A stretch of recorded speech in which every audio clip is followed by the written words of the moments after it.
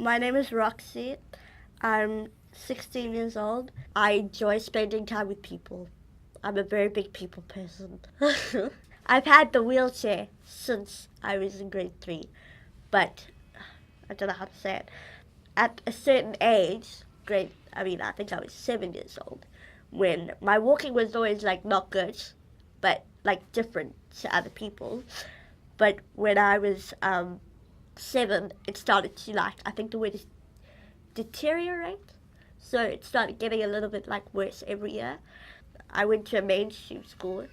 The teachers were like really worried about me. They thought I was gonna like fall or stuff. So in order to prevent that, they kind of forced me into a wheelchair. And I wasn't happy about that because I don't like to admit defeat. But now I'm in a wheelchair. I just find it easier to, when I'm going out or something, to be in a wheelchair. So I'm not feeling, pressured into something that I don't want to do.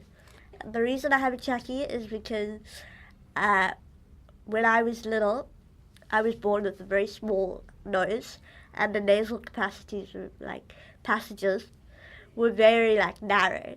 So every time I'd have to get fed or whatever, I would take like a long time because I'd have to keep taking breaths in between.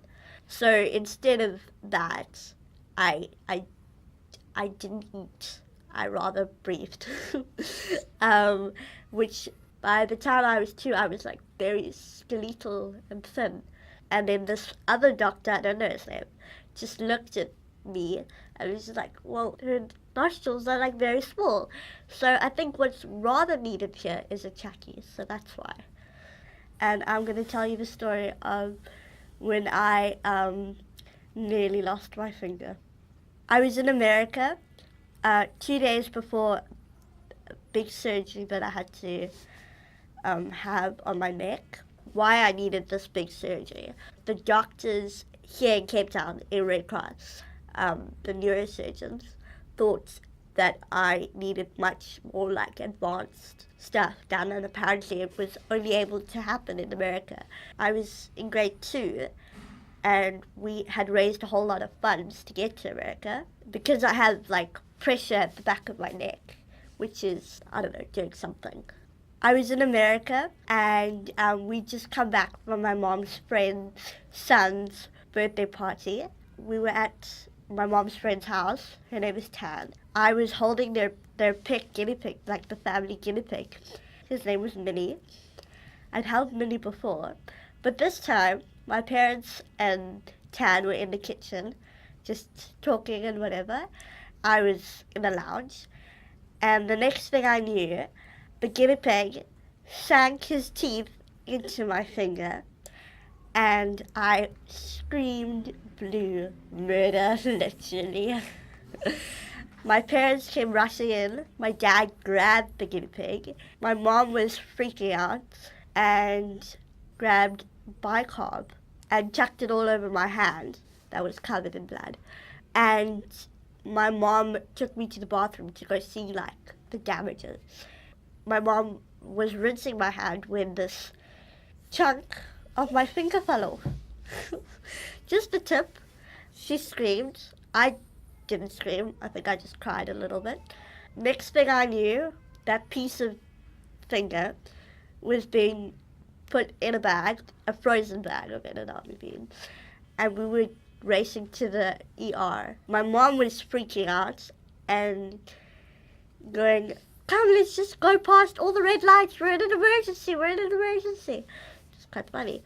Instead of me freaking out, my mom was freaking out, so I spent my time trying to calm her down. Like, it's okay, it's okay. When we got there, the nurse on call came to me and started like wiping my finger and saying how bad it was. And she just started laughing. And my mom was like, no, but like, she's lost her finger and stuff. It was a bite, quite a bad bite. My parents were like, okay, well then, we saw the finger. My dad went to look through the bag of edamame beans, and that supposable finger had disappeared.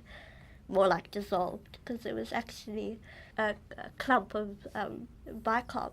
So it landed up in quite a funny situation rather than quite a serious one. So I will be interviewing my dad. So, Dad, tell me a little bit about yourself. I am 48 years old and I run a plumbing company and I am a proud father of three wonderful children. When I was having to go for surgery in America, how as a father did you feel? On the one hand, I was very happy and very blessed that we had the opportunity for you to go and have surgery in the States, but also apprehensive because I wasn't sure of what the procedures were going to entail and how safe they were, and obviously your safety, in my mind, comes first. When you got told, when I was um, still like in the stomach, that your baby had complications, how were you feeling then? The day we found out about you and your conditions, it was a very difficult day. It was traumatic. It was very close to you actually being born. The initial diagnosis was very bleak. Yeah, they actually diagnosed you completely incorrectly. So that was pretty stressful. As you know, mom and dad are strong believers. And so we kind of found ourselves relying heavily on God for strength and for guidance. I've been telling the story of when the guinea pig bit my finger. When you first heard me scream, what thoughts were going through your mind? Initially, when you hear your child or your daughter screaming like that, you're immediately concerned that there's something seriously wrong. So, I wanted to find out what was going on and why you were screaming and what the problem was. Probably a mild sense of panic was my emotion at the time. When you arrived at the hospital and couldn't find my finger, were you freaking out? I wasn't actually, Rox, because I was actually quite kind of convinced that there was nothing wrong with your finger, purely based on the fact that you had spent the entire trip from the house to the hospital in relative calmness. And there was absolutely no ways in my mind that you had had your finger bitten off. Is there anything more you would like to add? I'm very, very blessed because of who you are. And you have taught me a lot in this life. You're great, and I love you.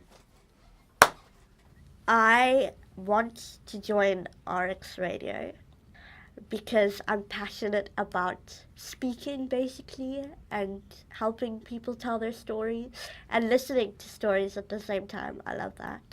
And I'm just passionate about being a voice to people who maybe can't put their words into like a sentence or something. Yeah, that was it.